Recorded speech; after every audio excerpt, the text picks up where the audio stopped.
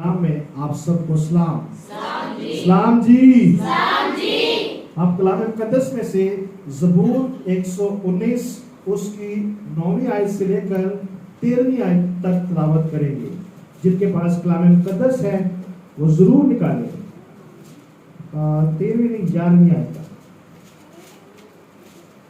Hallelujah. नहीं sorry 13वीं आयत तक पढ़ेंगे। ज़बूर 119 उसकी 9वीं आयत से लेकर 13वीं आयत में यूं लिखा है, जवान अपनी रविश किस तरह पाक रखे, हाँ जी, तेरे कलाम के मुताबिक उस पर निगाह रखने से हाँ जी, मैं पूरे दिल से तेरा तालिब हुआ हूँ। सही, मुझे अपने फरमान से भटकने ना दे। मैंने तेरे कलाम को अपने दिल में रख लिया है ताकि मैं तेरे खिलाफ गुनाह ना करूं। ऐ खुदावंद, तू मुबारक है, मुझे अपने आइन सिखा। मैंने अपने लबों से तेरे फरमूदा अहकाम को बयान किया। आमीन। खुदावंद के पाक लाके पढ़े और सुने जाने पर खुदा की बरकत हो। सब मिलकर कहेंगे आमीन। आज का जो हमारा उन्वान है वो है नौजवानों के बारे में। हमारी जो बुजुर्ग बहनें बैठी है वो भी नौजवान है खुदा की नजर में, ठीक है। हम सब नौजवान हैं क्योंकि हम खुदा के क्या है, सिपाही हैं। वह सिपाही हमेशा नौजवान होता है, ठीक है। और आज हमने जो कलाम मुकद्दस में से तिलावत की है, ज़बूर 119 उसकी 9वीं आयत से लेकर 13वीं आयत तक तिलावत की है। और उसमें क्या लिखा है कि जवान अपनी रविश किस तरह पाक रखे, अपनी हरकत और अपनी आदतें किस तरह पाक रख सकता है। फिर दाऊद क्या कहता है अगली आयत में, हाँ जी पढ़े।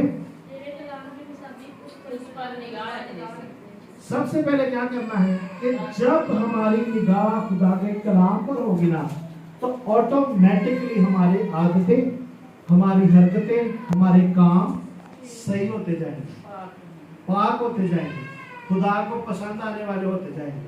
तो जवानों को क्या करना चाहिए कि अपनी निगाह को खुदा के कलाम पर रखना चाहिए। अगली आयत में क्या लिखा है, मैं पूरे दिल से तेरा तालिब हुआ हूं। बड़ी बड़ी गल है।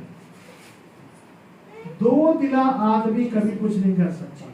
ये कर सकता है हमेशा एक दिल। तो खुदा का बंदा दाऊद क्या कह रहा है कि मैं पूरे दिल से क्या करूंगा, तेरा तालिब हुआ हूं। अगर किसी चीज की तलब होती है ना, तो बंदा बोलता है मुझे प्यास लगी है, मुझे पानी चाहिए, मुझे भूख लगी है, रोटी चाहिए, तलब की बात है। तो जब हमारी निगाह खुदा के कलाम पर होगी, तो फिर जब हम पूरे दिल से उसके कलाम के तालिब होंगे, तो फिर खुदा क्या करेगा, हाँ जी, मुझे अपने फरमान से भटकने ना दे। अब खुदा का बंदा दाऊद क्या कह रहा है कि मुझे अपने अहकाम या फरमान जो खुदा ने फरमाए हैं उससे इधर उधर ना होने दे। हाँ जी, मैंने तेरे कलाम को अपने दिल में रख लिया है, इधर उधर नहीं रखा, ताकि मैं तेरे खिलाफ गुनाह ना करूं। अब जब खुदा का कलाम हमारे दिल में होगा तो हम उसके खिलाफ गुनाह भी नहीं कर सकेंगे। ऐ खुदावंद, तू मुबारक है, मुझे अपने आइन सिखा। अब यहाँ पर दाऊद क्या कह रहा है कि मुबारक कह रहा है क्योंकि वो है ही मुबारक, और आइन सिखा मतलब कि अपने असूल सिखा। अब मैं एक फैमिली बैठा हुआ था, उनको यही जिक्र कर रहा था कि हमें अब खुदा के असूलों को सीखने की जरूरत है। तो जब हम उसके आइन सीखेंगे तो हम फिर क्यों ना मुबारक होंगे। हालेलुया। आगे बढ़ेंगे। मैंने अपने लबों से तेरे फरमूदा अहकाम को बयान किया। हालेलुया, हालेलुया, आमीन। हम खुदावंद की शुक्रगुजारी करते हैं कि अपने लबों से भी अयान करना है, बयान करना है, किसका, खुदा का। जब हमारी निगाह खुदा के कलाम पर होगी, हम पूरे दिल से तालिब होंगे, उसके कलाम को अपने दिल में रखेंगे, और फिर हमारे लबों से भी उसका कलाम ही बयान होगा, तो क्यों नहीं फिर खुदा की तारीफ होगी। बजाय फिर यीशु मसीह के लिए हालेलुया। इसी तरह हम कलाम मुकद्दस में से एक और आयत देखेंगे, दूसरा तीमुथियुस उसका दूसरा बाब और उसकी 22वीं आयत की तिलावत करेंगे। दूसरा तीमुथियुस उसका दूसरा बाब उसकी 22वीं आयत। आज का जो हमारा उन्वान है वो नौजवानों के बारे में है। हालेलुया। दूसरा तीमुथियुस उसका दूसरा बाब उसकी 22वीं आयत की तिलावत करेंगे। जवानी की ख्वाहिशों से भाग। अब यहाँ पर क्या पौलुस रसूल फरमा रहे हैं कि जवानी की ख्वाहिशों, जवानी में बहुत सारी ख्वाहिशें होती हैं। मैं ऐ भी करना, ओ भी करना, इधर भी चला जा, उधर भी चला जा। आगे बढ़ेंगे। और जो पाक दिल के साथ खुदावन से दुआ करते हैं उनके साथ रास्तबाजी और ईमान और मोहब्बत और सुलह का तालिब हो। अब यहाँ पर देखिए क्या फरमा रहा है पौलुस रसूल, कि जो क्या करते हैं, पाक दिल, सबसे पहले दिल का चक्कर है।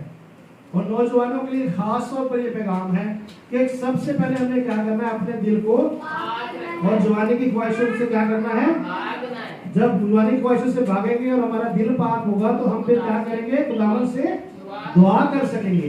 दुआ में बहुत जरूरी है कि आप अपना टाइम दें। बहुत सारे लोग दुआ से भागते हैं। दुआ एक ऐसा कनेक्शन है कि आप डायरेक्ट खुदा से बातें करते हैं। आप किसी और से बातें नहीं कर रहे, किसी और को वसीला नहीं डाल रहे, किसी पादरी को बीच में वसीला नहीं डाल रहे, आप डायरेक्ट खुदा से बातें कर सकते हैं। छोटी बात है, बहुत बड़ी बात है। किसी बड़े साहब ने गल करनी होते विच पीए हुंदा है, बहुत सारे हुंदे ने, डायरेक्ट गल नहीं होती साडी, तो मगर ਉਹਦੇ ਨਾਲ ਜਿਹੜਾ दुनिया का खालिक ते मालिक है, ਜਦੋਂ ਅਸੀਂ दुआ कर रहे हैं तो साडी डायरेक्ट गल होती। फिर आगे क्या फरमा रहे पौलुस रसूल,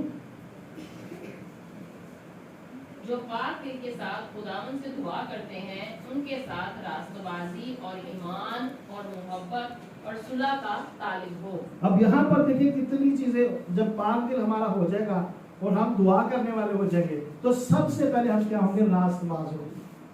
ठीक है, फिर हमारा ईमान मजबूत होता जाएगा। उसके बाद हम मेहनत और मोहब्बत में भी एक जैसे रहेंगे और फिर सुलह के ताल्लुक होंगे। हम एक दूसरे की सुलह करवाने वाले होंगे, एक दूसरे के साथ सुलह की मेल मिलाप की बातें करेंगे। हालेलुया, हालेलुया, बोलो खुदा यीशु मसीह के नाम की। इसी तरह हम कलाम मुकद्दस में से इंसान उसका पहला बाब और उसकी 8वीं आयत की तिलावत करेंगे। हालेलुया। आज हम नौजवानों के बारे में सीख रहे हैं, तो खुदावंद की शुक्रगुजारी करते हैं। इंसान उसका पहला बाब और उसकी 8वीं आयत की तिलावत करेंगे। इंसान उसका पहला बाब और उसकी 8वीं आयत में यूं लिखा है, ऐ मेरे बेटे, अपने बाप की तरबियत पर कान लगा और अपनी माँ की तरबियत को तर्क ना कर। अब यहाँ पर इंसान में हमें क्या मिलता है कि सबसे पहले हमें क्या करना है, अपने बाप की तरबियत पर कान लगाना है, ना कि एक कान से सुनना और दूसरे कान से निकाल देना है। उस तरबियत को पहचानना है कि मेरा बाप मेरी कैसी तरबियत करना चाहता है। और फिर क्या लिखा है कि अपनी माँ की तालीम पर, हर माँ अपने बच्चे को अच्छी तालीम देती है कि बेटा हर किसी की इज्जत करो, हर किसी के साथ अच्छे से रहो, गालियां ना दो, सबके साथ मेल मिलाप से रहो। ठीक है, तो हमें नौजवानों को क्या करना चाहिए कि अपने माँ बाप की तालीम और तरबियत पर गौर करना चाहिए। Hallelujah, hallelujah. हमें और आयत देखेंगे, इंसान उसका 6ठा बाब उसकी 20वीं आयत।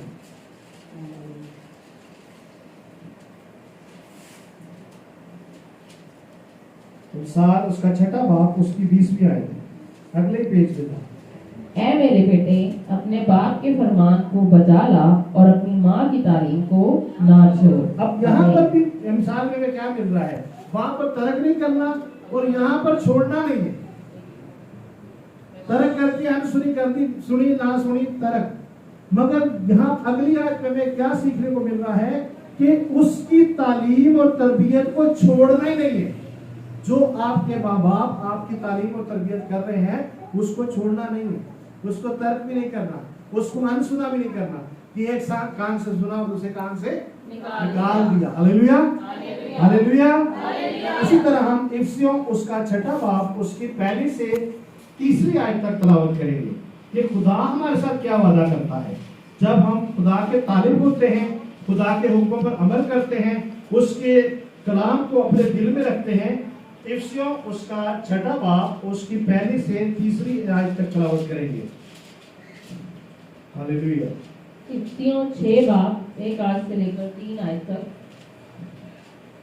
ऐ फर्जंदो, खुदावंद में अपने माँ बाप के फर्मा बरदार रहो। अब यहाँ पर पौलुस रसूल क्या फरमा रहे हैं, सबसे पहली बात फर्जंदों को, नौजवानों को क्या फरमा रहे हैं कि अपने माँ बाप के फर्मा बरदार रहो, क्योंकि ये वाजिब है। अपने बाप की और माँ की इज्जत कर ये पहला हुक्म है अब जिसके यहाँ- साथ वादा भी है। अब यहाँ पर देखें पौलुस रसूल क्या फरमा रहे हैं कि सबसे पहले तो अपने माँ बाप के क्या रहना है, फरमाबरदार रहना है, उसके हुक्म उनकी तालीम और तरबियत को पहचानना है और अमल करना है। और फिर आगे क्या कह रहा है कि ये पहला हुक्म है कि अपने माँ बाप की क्या करनी है, इज्जत करनी है। हालेलुया। तो जेड़ा इज्जत नहीं करता वो मार डाला जाएगा। वो क्या, मैंने सुनाया भाई, वो क्या होगा उसके साथ, हालेलुया हालेलुया। इसलिए कहता हूँ कि थोड़ा सा याद रखा करें, उसके साथ क्या होगा, वो मार डाला जाएगा। हम आगे पढ़ेंगे। अपने बाप की और माँ की इज्जत कर, ये पहला हुक्म है जिसके साथ वादा भी है, ताकि तेरा भला हो और तेरी उम्र जमीन पर दराज हो। आमीन। हर बंदा यही चाहता है, हर शख्स यही चाहता है कि मेरी लंबी उम्र हो।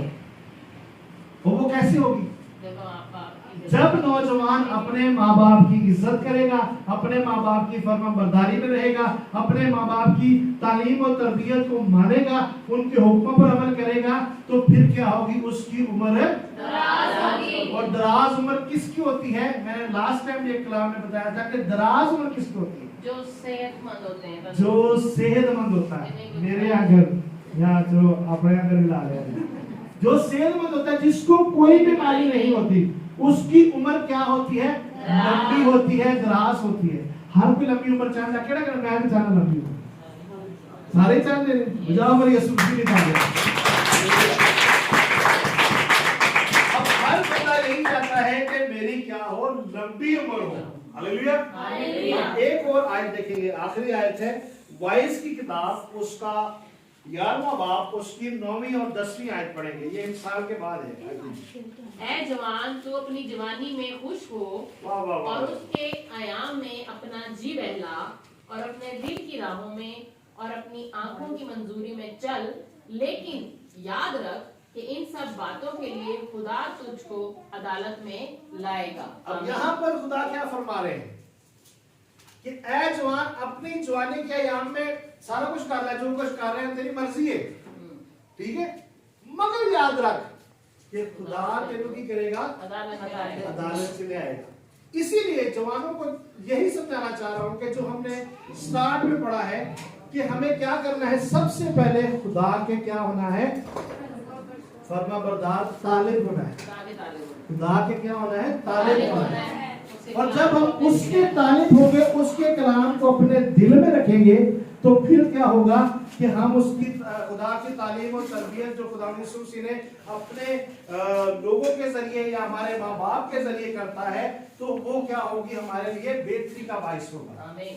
और आज का जो हमारा हासिल कलाम है वो यही है कि हमें क्या करना चाहिए कि अपनी जुबानी की ख्वाहिशों से भागना चाहिए और खुदा के साथ चलना चाहिए।